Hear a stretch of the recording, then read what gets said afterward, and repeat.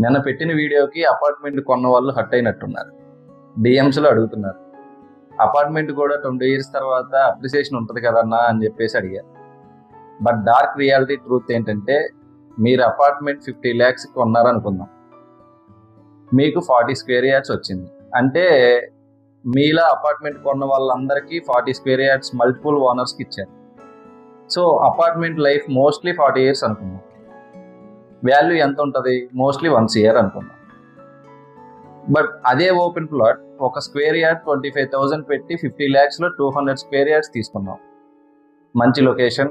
After 20 years తర్వాత ఒక్కొక్క square yard 50K market అనుకుందాం. 50K మార్కెట్లో 200 square yard into 50K is equal చేస్తే 1 year డబుల్ కనిపిస్తుంది.